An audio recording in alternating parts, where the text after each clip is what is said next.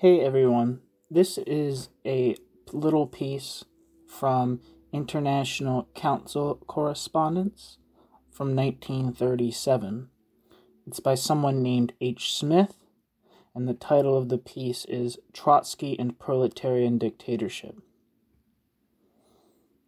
This is referenced in the works cited page, or the bibliography, of the Marcel van der Linden's Western Marxism in the Soviet Union.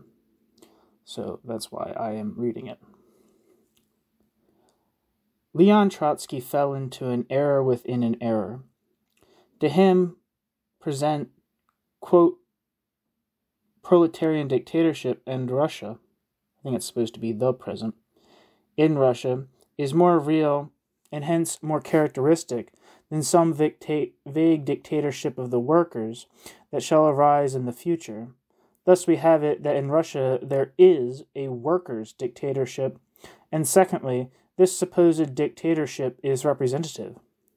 That this, quote, living example, end quote, should color his conception of the future forms of workers' rule is to him a matter of necessity.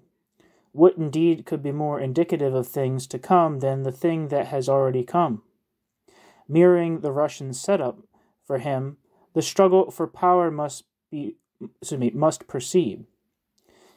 In the order of their importance, with first the party, by a distant second the unions, and last and least important the councils.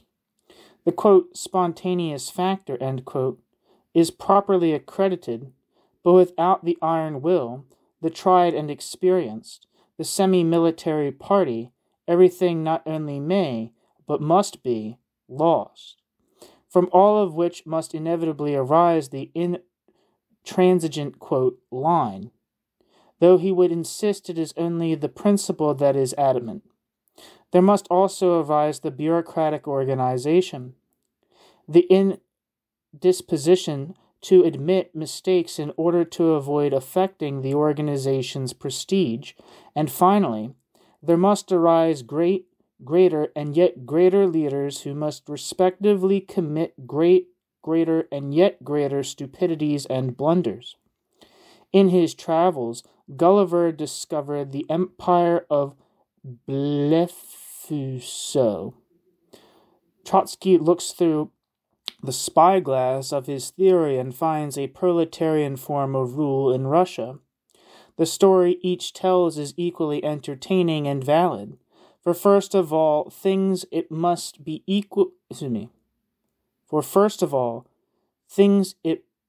established that the proletarian dictatorship, and upon this point history itself has given the ruling, can mean only a power which is grounded upon a production level permitting the introduction of economic plenty, abundance, and surplus.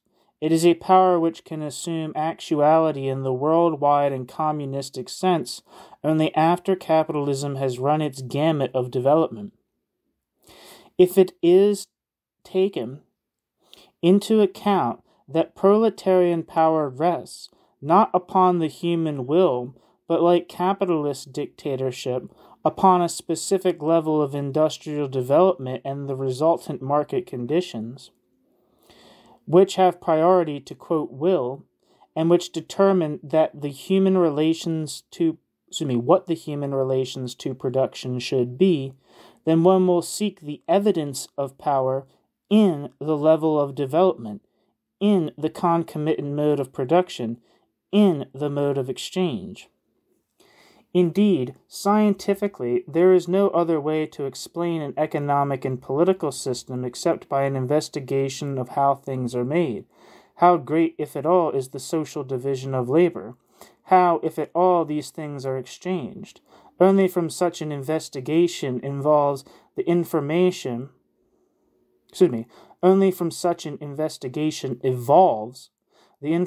of whether exchange values are being produced, whether labor power is exchanged for wages, whether capital is accumulating, and whether surplus value is being appropriated. One cannot guess at a social system and insist upon having caught a right, as if by divination, against others. Let me repeat that. One cannot guess at a social system and insist upon having caught a right, as if by divination, against another's wrong. A system is explained by its economic mechanics and dynamics, or it is not explained nor understood. The simple is too profound. Incapable of grasping these simplicities, Trotsky snubs them out of existence by ignoring them. The truly great can only be concerned with the profundities. This is the stage of imperialism, and countries have developed unevenly. A backward country may capture power, and this may facilitate the capture of power in a more advanced country. Capitalism is an international system. Now, when workers have captured power in a backward country, while waiting for others to come to their aid, is not that a proletarian dictatorship?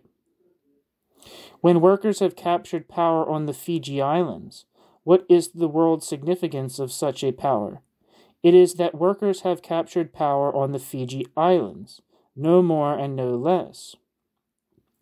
Trotsky's is the dramatized way of looking at revolution and social processes.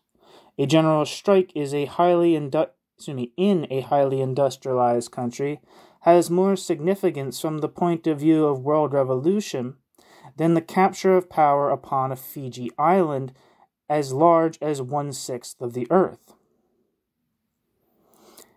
The capturing of, quote, power, when there is no power, industries, in a country that is ripening for capitalism, as in Russia, is the taking out of insurance that the workers are undertaking the governmental tasks of the bourgeoisie, under and not above a bourgeois system of production. It is precisely the uneven development of countries that makes for these undesired but inescapable anomalies. It is not precluded that in the event of another such backward October, the workers of the, quote, West will come to the aid in time. That is not the question here, which, by the way, is not one that will ever be determined theoretically. The point here considered is that since the West did not come to the aid of the Russian workers, what does that make of the present Russian regime, and how does Trotsky contemplate this regime? Trotsky makes a logical equation. The workers in Russia have captured power. Hence there is a proletarian dictatorship in Russia. Even the premise for such an equation is false without introducing the peasants and their aims, and the petty urban bourgeoisie with their aspirations. Nor is it correct to say that the workers without these classes or against them have conquered in October. But Trotsky sees the question of workers' power not, first, in its economic mollifications, but in its phenomenal outlines. Quote, a thing is because it seems, end quote. But did not the workers under the Bolsheviks take power? Surely a hard and fast question calculated to dissipate any false ideas. But asking this question is but another way of saying, did not the workers enforce by armed might the new relations to production? To pose the question is to receive the answer. They did not. For new socialistic relations to production were not established even if the former aristocracy and few but concentrated capitalists were expropriated. To insist that nationalization of industry and state control of banking is, in and by itself, a socialist measure, is to approve of what Mussolini and to an ever-increasing extent Hitler claims for themselves. What is pertinent is whether there is abundant industry that comes into the possession of the armed workers. The Russian Revolution, in the historical sense, was the capture of the factory yard of the world without managing to capture the factory. Yet there remains another point to consider. On November 7th, 1917, the Russian proletariat defeated its enemies and retained its guns. Subsequently, the, quote, International and, quote, Boudinot's cavalry were heard far and wide. Speeches concerning socialism were promulgated from all platforms. What was the meaning of all that?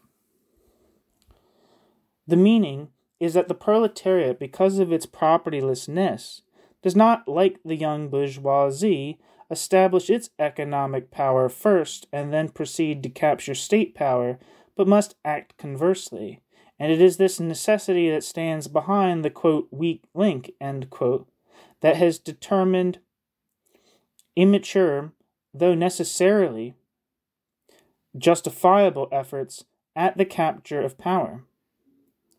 Correctly construed, when the Russian workers acted, it was the world's workers acting where they could, in Russia, because they could not yet act where they would, in industrial countries.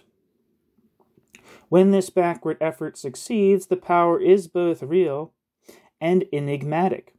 It is hinged so completely upon the mood of workers in other lands that with them it is positive, without them negative. The proletarian dictatorship is no mere matter of avenging oneself upon one's enemies. What is involved is in the essence of such a dictatorship is the destruction of the former system of production, not, as Lenin insisted, the destruction first of the state, and that act is all-suffocating. Russia has illustrated that the old state can be destroyed, but the old system remains, and the, quote, freeing, end quote, of the productive capacities.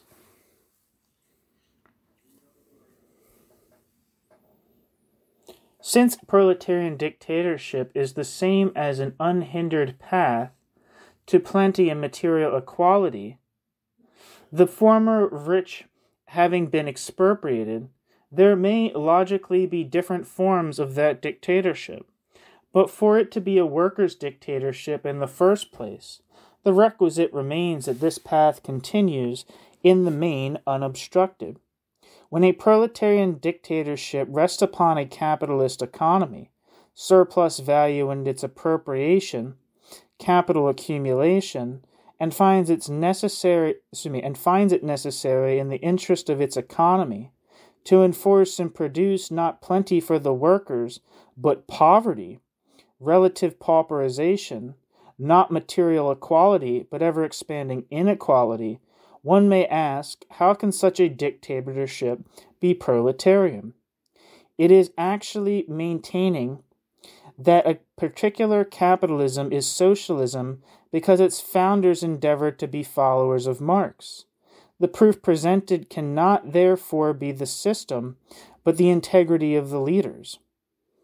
Trotsky does not see capitalism in Russia, for to admit that would be admitting that other Russian workers, now either dead or dying in Verkhny, Uralsk, were right and that he was wrong. It would be both personally and politically embarrassing to the, quote, old man, end quote. And then it may well be that his ignorance of Marxian economics prevents him from calling things by their name. Trotsky looks not upon the new capitalist in Russia, but upon the memory of his conquest for socialism. It is therefore small wonder why the assassin face of Stalin is more vivid to him than the exploitation of the Russian masses. And where are these new capitalists in Russia? Pray? ?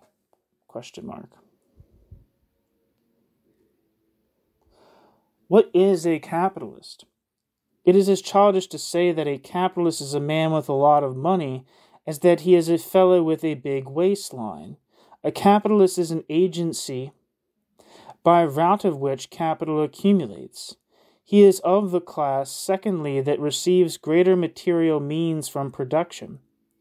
In other words, in a system where the accumulation of capital goes on, and where there are people who gain more than most other people, such a system bespeaks the presence of capitalists. To the system itself, it is not pertinent whether the capitalist is the sole and titular owner of an industry, or whether he shares it equally with 100 others, whether he owns privately $1 billion or measly 200,000 rubles, and only a couple of servants.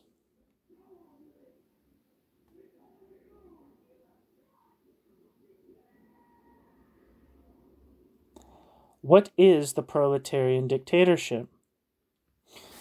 The proletarian dictatorship is not a substantial and finished product like a workers' club or the Palace of Soviets.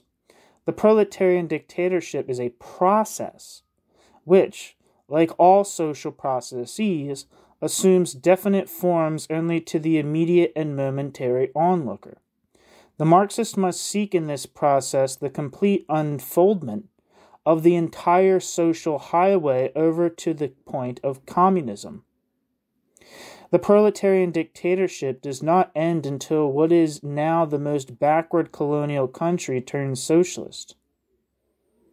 Such a gamut provides for many variations in power form, for setbacks and for temporary defeats. For the very first effort at proletarian dictatorship, to provide a guidebook to power is surely a bit of laughter fit to peal through the ages. But such are the conceits of the, quote, great, of whom with the passing of Lenin and Trotsky, and with the real advent of workers' power, there shall be none left. That the very term, quote, proletarian dictatorship, end quote, has by now become objectionable to the masses is hardly to be questioned. Thanks for this is naturally due the common turn for what it has done with this power, while it existed in hothouse form, and what it has done since the defeat of the Russian proletariat. Indubitably, a new term will evolve to replace this odious one. How a false theoretical estimate must lead to bad tactical and organizational conclusions is classically demonstrated by Trotsky's pathetic efforts to defeat Stalin by organizing the world revolution. From, quote, corrupt workers' bureaucracy, end quote, and Bonapartism, there poured the resultant, quote, lines, end quote, respectively of reforming the Comintern and of building a new Comintern. The failure of both efforts is too glaring to be debated. The entry of his little crew into the slough of the Second International was a move of a frustrated man. But this frustration did not entirely fail to give rise to some wisdom, for with these uncertain moves came the realization of more possible forms than the Leninist, whereby the workers may take over and, quote, unleash, end quote, industry. Now Trotsky may no longer be reckoned among the Marxists. He was a, quote, great man who cannot fit into the picture of a great multitude, which is the picture of this day.